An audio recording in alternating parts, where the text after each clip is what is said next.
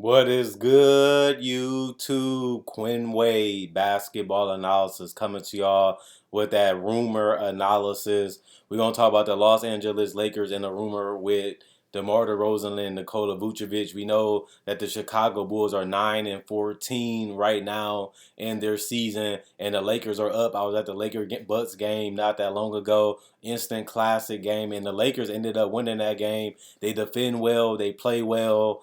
And now it's just about what kind of talent can they put together to make a real run at a title. They haven't been a championship team since the bubble. They still have a bunch of point guards. Their biggest trade asset is the expiring contract, which is Russell Westbrook, and the picks that they have, which is a part of this trade too, for DeMar DeRozan and Vucevic. I think they should do this trade because they need a move to show to LeBron and AD we're still trying to be competitive into winning a title. They're only 10-12. You know, their schedule been a little easy. They've been taking advantage of it. They even been winning the tough games that they're supposed to win too.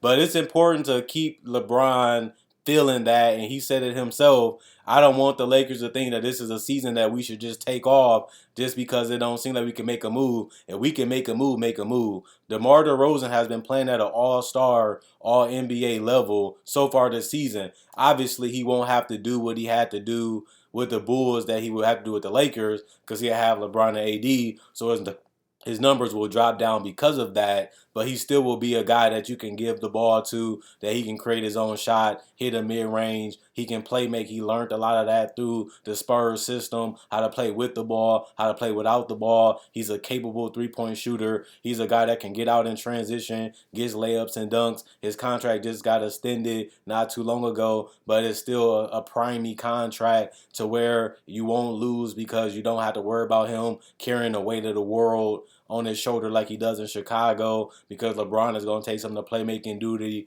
and is going to allow him to age gracefully, and it allows LeBron not to have to play with the ball in his hand as much. And if you think Lonnie Walker is a good a good shooting guard with LeBron. Just imagine having somebody that's longer, taller, more athletic, and a guy that can get his own bucket over any type of defense, and he doesn't turn the ball over that much either. And then you look at the fact that AD job is easier because you have Vooch down there. He can get the rebound, he can get the buckets, and he can also allow Anthony Davis to be the rim runner, a guy that can be the switchable Draymond Green type of guy that can cover the space, roam, and protect the paint. And all he has to do is space the floor, hit mid-range, hit threes, rebound the basketball, go for offensive rebounds. And then the Lakers just become this big, tough team that they was in 2020, that now they're just bigger and longer and just way more athletic. And all they have to do is give up their future, which doesn't really matter because their future right now is LeBron and AD in their primes. AD is 30, LeBron is almost 40, DeMar DeRozan is around that same age, same with Vucevic,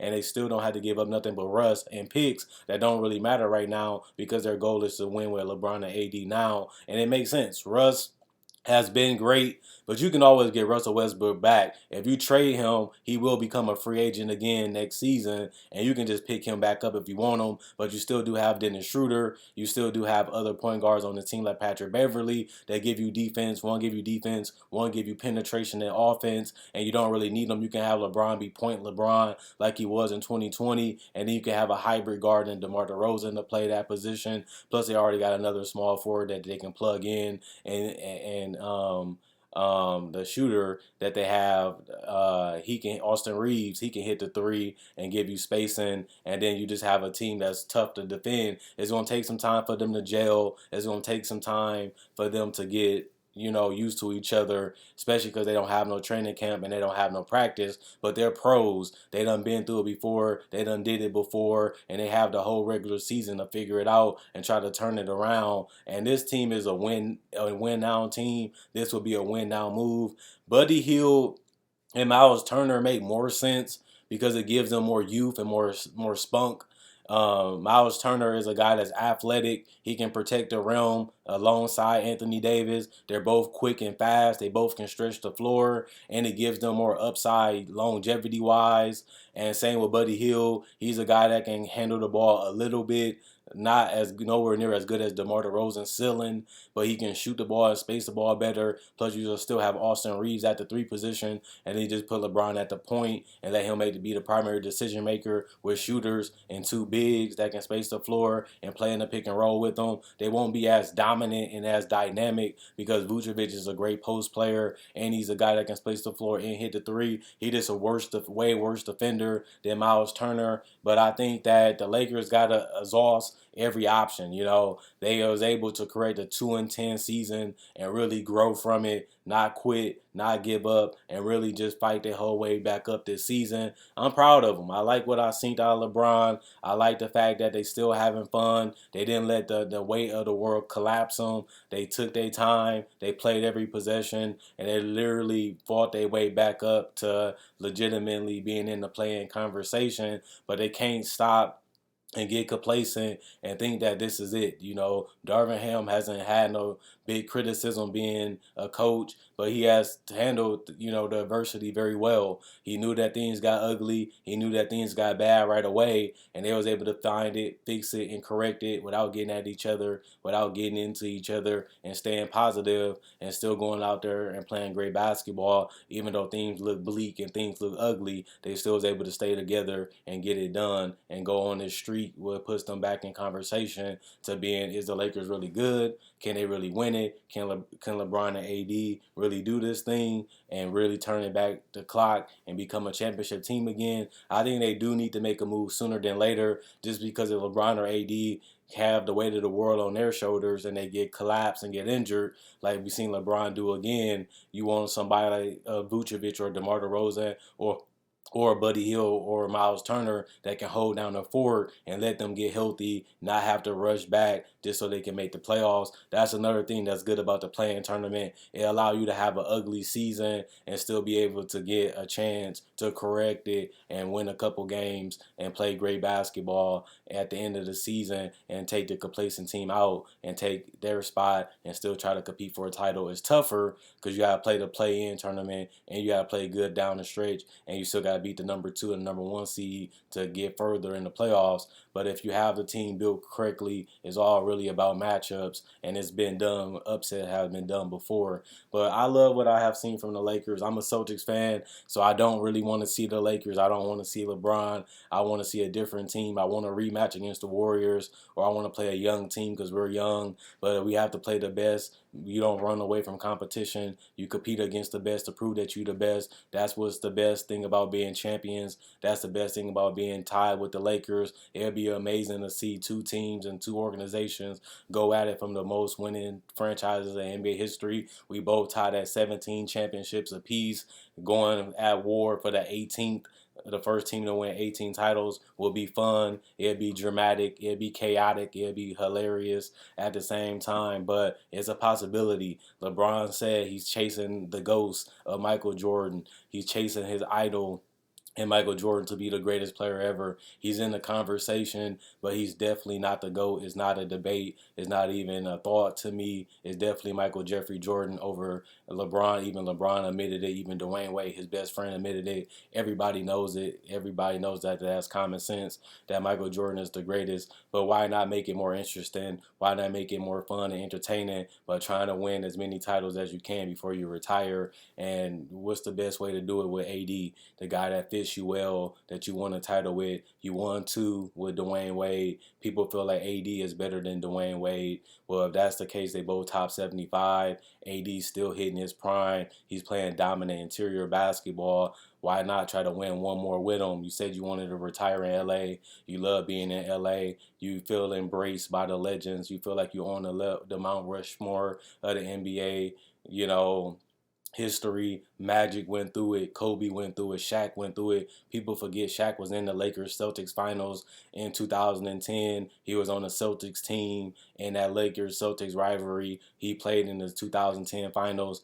Kobe and Shaq did it. Magic and Bird did it. Bill Russell and Wilt did it. Why not go against Jason Tatum and Jaylen Brown, 2 young guys that's representing the Celtics, MVP on the rise, versus a guy that's chasing the GOAT, and let AD have his chance to prove that he can be a Finals MVP. It was a debatable in 2010 who was the Finals MVP within the first 5 games, and then LeBron James showed what he can do. But now he's aging and aging and aging, and you seeing Father Time winning the battle a little bit here and there. But now you're seeing AD hit his pinnacle and his peak, but they still a little bit off from being a title team. And I think they hungry and they really want to make a move. We just want to see which one they want to do. So in the comment section, let me know. Would you rather have Buddy Hield and Miles Turner or DeMar DeRozan and Vucevic? I know that DeMar DeRozan has Kobe comparisons. His idol was Kobe Bean Bryant, so it makes sense to have a guy that's born in California to play for LA Lakers, and he actually is the closest thing that we have to Kobe Bryant outside of Kawhi Leonard, who also plays in California. So then you can have Kawhi Leonard and DeMar DeRozan and Vucevic that goes well with LeBron and AD. Plus they already got a solid bench, and they already got a shooter in Austin Reeves that can play the 3 position while AD can play the 4. And that makes the team make sense, at the end of the day, especially because you can have Lonnie Walker be your 6-man off the bench. And then that will make sense because then he can operate in a Westbrook role, and they have similar type of abilities to handle the ball, get to the basket, and hit mid-ranges streakily. Which makes sense because you only need him to do it for 25 to 30 minutes anyway.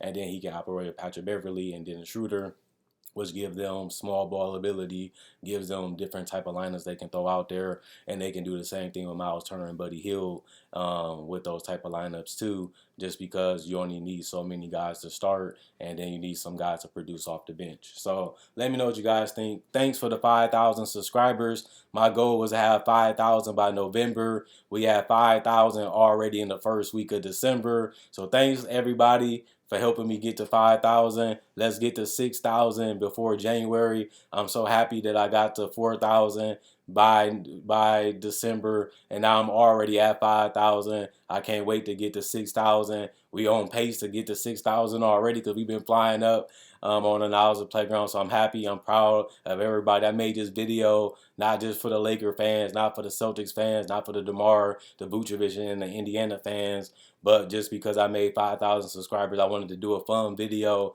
to get debates and get things going fun-wise on the channel again, and it was mainly because of that. So thanks for the 5,000 subscribers. Let's try to get to 6,000 by January, which we flying up so fast. We might get there before January, which is good. I want to get there before January 1st.